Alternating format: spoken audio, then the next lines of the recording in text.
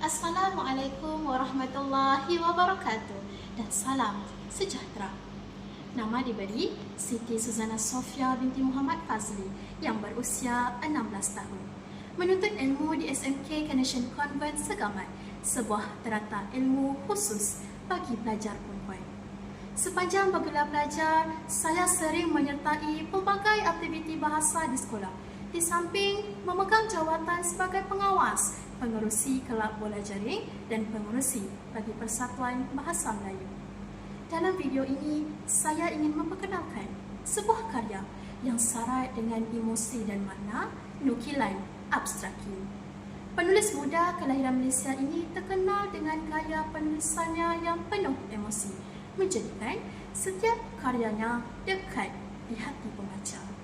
Novel berjudul Introvert, terbitan buku fiksi pada tahun 2022, mengandungi 272 halaman dan sesuai dibaca oleh golongan remaja.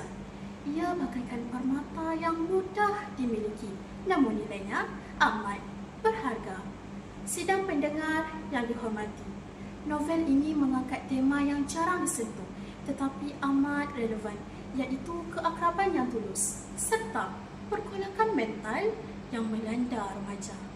Karya ini mengisahkan tentang Faradi, seorang remaja berusia 17 tahun yang tinggal bersama ayahnya sebagai tempat bergantung dan bermanja.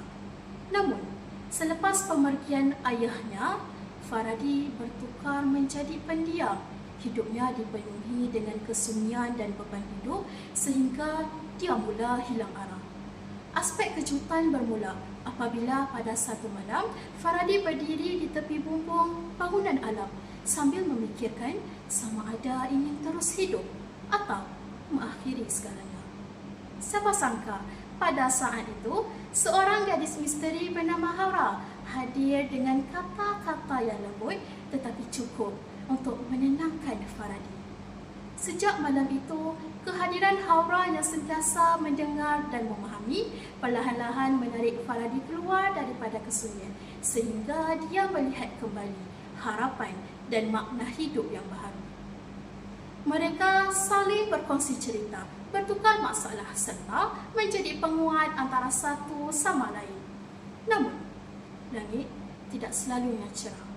Haura tiba-tiba menghilang, meninggalkan Faradi dengan keresahan bersama pencarian dan penantian yang tidak tahu bila akan berakhir.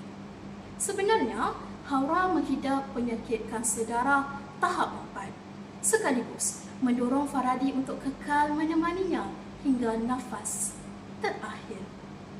Walaupun pemergian Haura meninggalkan luka, pengalaman tersebut mengajar Faradi untuk menerima dan melepaskan, kerana kadang-kadang Tuhan tidak menghantar seseorang untuk kita miliki selamanya, tetapi untuk menyembuhkan hati yang pernah terluka.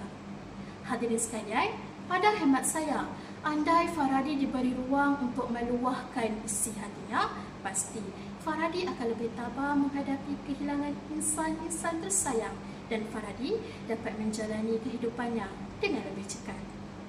Dalam konteks kehidupan saya sendiri, saya pernah merasai peritnya kegagalan dalam pelajaran meskipun telah memberikan sepenuh usaha demi mencapai keputusan cemerlang. Andai saya memilih untuk memendamnya, kekecewaan itu mampu menjadi racun dalam diri. Namun, saya memilih untuk bangkit dan mencari kekuatan melalui kata-kata semangat dan doa daripada insan tersayang.